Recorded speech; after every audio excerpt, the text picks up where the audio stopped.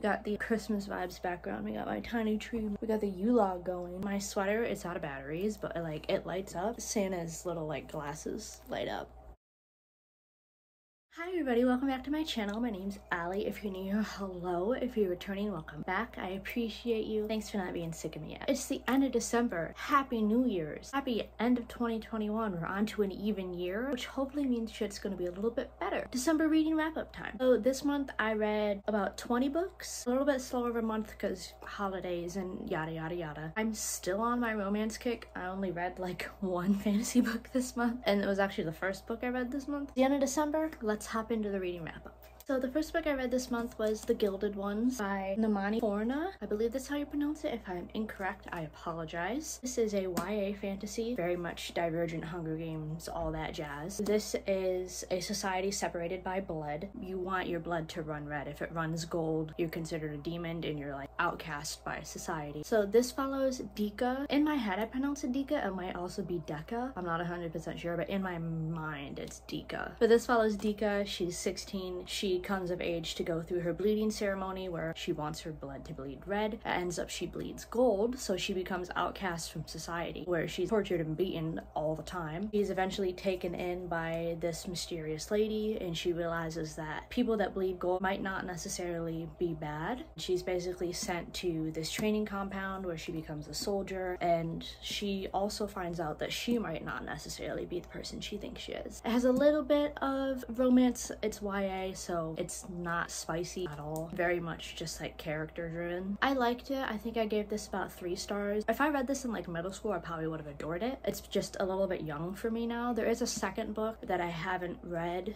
I might read it. If you like kind of the YA dystopian things, I think that you'll really like this. Strong female characters, POC representation, which is always a plus. It was still a very good book. Followed up by a super popular book, The Soulmate Equation by Christina Lauren. I also rated this 3 stars because it was again something that just seemed a little bit simple. It is a fairly short book compared to what I'm used to reading. It's just over 300 pages, so I mean, for a fairly short book, it's not bad. I definitely would have enjoyed it more if it was a bigger, more drawn out book and you got more character development. So this follows Jessica. She is a single mom and her friend convinces her to sign up for this new exclusive online dating platform because the guy that created it is this guy that comes to the coffee shop she goes to every single day, and she's just like intrigued by him for some weird reason. And so him and her best friend kind of convince her to go on this dating site because she's trying to be getting back into the dating scene. And this dating app, it connects people through DNA, so it finds your DNA match. So it's supposed to be a much more accurate. And when she takes the test, she ends up matching with the guy that created the app, and they don't necessarily get along. But it is a little bit enemies to lovers.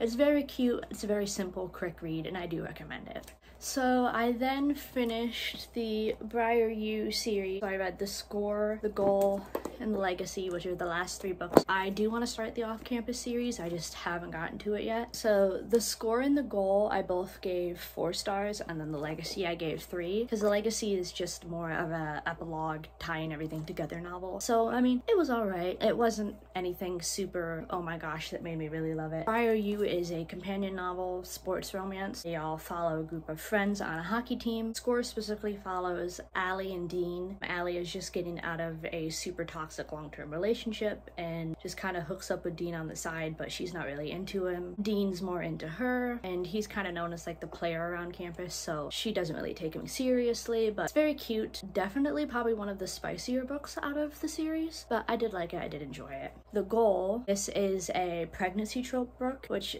has never really been my favorite things in books. I'm not a pregnancy trope person, but I didn't mind it in this book. This follows Sabrina and Tucker. Tucker is just this super wholesome guy. He ends up hooking up to Sabrina. Sabrina is not necessarily somebody that his friends on the hockey team like. She's very misunderstood. She gets pregnant. Tucker is so freaking wholesome. He makes my heart happy. This book was honestly so cute for being a pregnancy trope, so I definitely suggest it. I honestly suggest the whole brey series. So next on my Kindle, I read the first 2 books in the Ravenhood trilogy, which is Flock and Exodus. I did not get to whatever the last book is because I gave them both 3 stars. I was recommended these quite frequently, and I was basically told to go into them blind, that like they're books that you want to read without knowing anything about them. I don't really know if I agree with that. The first book was confusing as hell. The second book, it made a little bit more sense, but I was still kind of confused about what the hell I was actually reading. The second book, for me, I think I enjoyed a little bit better than the first book. I honestly don't know how to explain them because I've never heard anybody explain them, and they're also just confusing. It definitely has romance, kind of got like some weird like kind of like culty vibe in a way, I guess is the best way I can think to explain it. I honestly have no clue.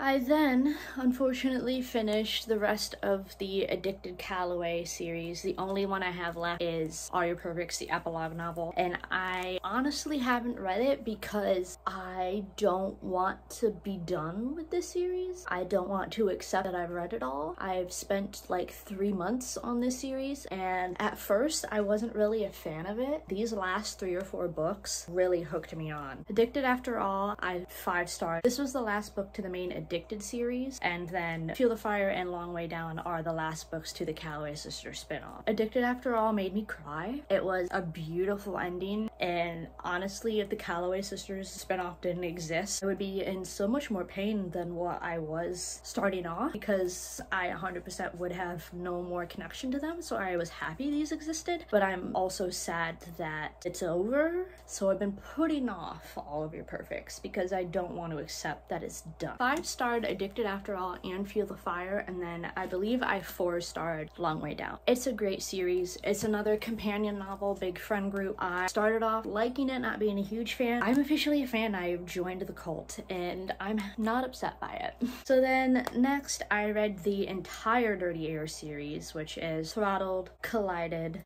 Wrecked, and Redeemed. This is another companion novel series. This is Formula One Racers. I really enjoyed this series. I didn't honestly know much about it going in. It was recommended to me a lot, but I couldn't tell you a damn thing about it going into it. I really liked these. I 5-starred the first book, Throttled, which Throttled is more of an enemies to lovers trope. Collided, I 4-starred. This was friends to lovers. Collided is my second favorite couple out of the whole thing, but I 4-starred the book, but it's still really good, but they're one of my favorite couples to come out of this. Wrecked, I 5-starred. This is also more of an enemies to lovers. And Redeemed is fake dating, which I also 5-starred. So the only one I 4-starred was Collided, but I still really enjoyed it. I think my all-time favorite book out of the series was Redeemed, then Collided, and then Throttled and Wrecked are kind of tied. I adored this series. I read it on my Kindle. I am 100% going to buy the series so I can have them in physical books.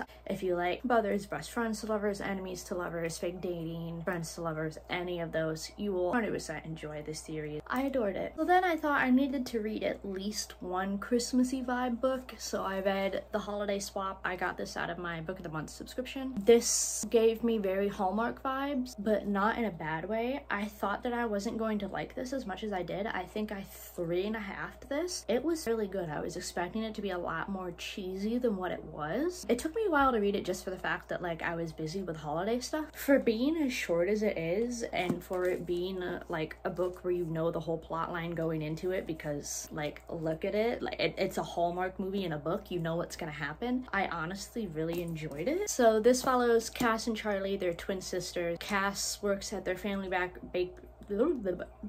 bakery back in their hometown. Charlie is a baker on a like HBO Max type show in LA. Charlie gets sick and she would have to opt out of recording some episodes, but she's up for a big promotion, so if she leaves, she'll kind of lose her shot at the promotion. So she calls up Cass and is like, hey, what if we just switch places for the week? You finish my filming, I'll come work at the bakery, like do me this solid. And Cass is kind of like, sure, well, I need a change of pace. They both end up meeting guys from different places that they're swapped lives from. It's honestly pretty cute. For as short as the book is and as Hallmarky as it is, I enjoyed it. I'd recommend it if you just want a cute little quick Christmas themed romance. If you like cheesy Hallmark movies, you will like this book. So the next on my Kindle, I read Twisted Love and Twisted Games. This is a fairly popular series that has been recommended to me a lot. Another companion novel series, group of friends. First book I gave 3 stars. I wasn't necessarily a fan of Alec. To me, their book kind of seemed like a mafia thing. I don't know if that's actually what he was, because he was like, oh, big mean CEO. But like the vibes he gave was like mafia romance, which isn't necessarily my favorite thing, but I enjoyed it. I definitely liked the second book better, which was Twisted Games. This is a bodyguard romance. I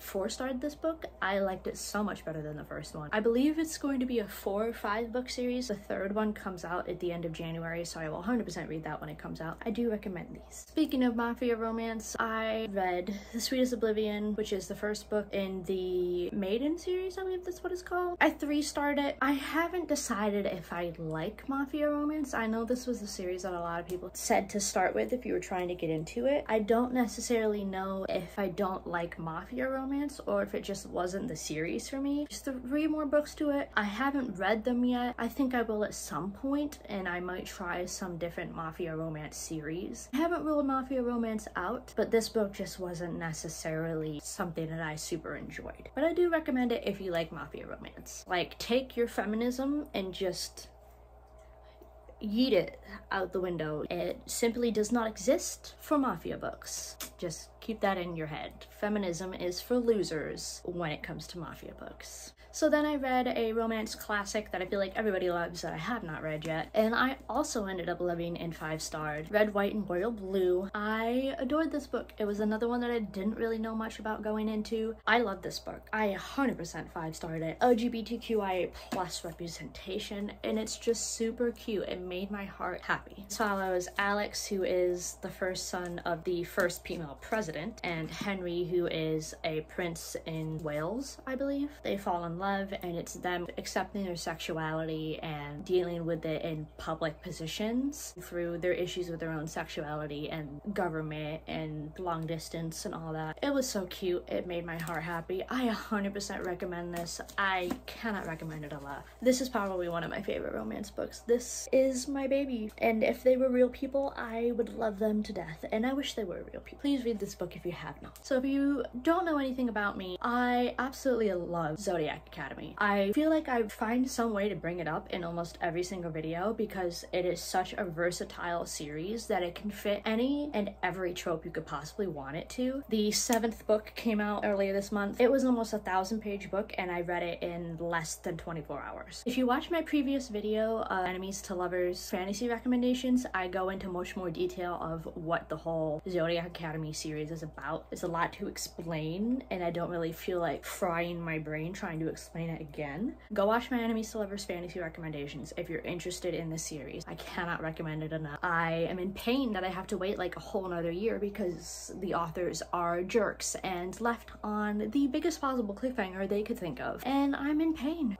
Yeah. So I finished up with just another cute little romance book. I actually read it all in one day. That was a not so meet cute. I had this recommended to me once or twice, didn't know much about it. I loved it. It's very much Marriage for One vibes, so if you really like that book, you will love this one. Very much Grumpy Sunshine, fake dating. It's so cute. So this follows Huxley and Lottie. Lottie has just recently lost her job, and she was in the process of trying to move out of her parents' house and trying to pay off college loans, all that. Huxley is a billionaire real estate agent. He tells a fib to a man he's trying to make a deal with that he has a fiance who is pregnant. He then finds himself invited to a dinner the next weekend. So Huxley's freaking out because he very much does not have a fiance, let alone any woman who is slightly interested in him. Lottie, along with her being fired and bills, she also needs a date to her high school reunion so she doesn't look like a loser. One day walking down the street, they bump into each other. They explain to each other their problems, and it then becomes a fake dating situation. Very, very Marriage for One vibes. A not so meet cute. I think I 4-starred it. Very much recommend it. It was a nice way to end up the holiday season. Yeah, those are all the books that I read in the month of December. I hope you guys had a happy and healthy holidays. You had a good New Year's. I will see you in 2022. Lots of new books coming for 2022 that I'm super excited to read. You can just see my text notifications coming up on that. I didn't think about that. That was a design flaw on my part. They're gone now, it's fine. But thank you guys for hanging out with me. I love you and I appreciate you. If you'd like to follow me on any of my other social medias, they will all be linked in the description box down below, as well as on my home screen channel banner. I also will have linked down below my Amazon wishlist if you want to send me any books I have on there, if there are any of your favorites, any you think I would really like. I will do some unboxings for you guys. Thank you. I love and appreciate you. I will see you somewhere else on the internet very, very soon.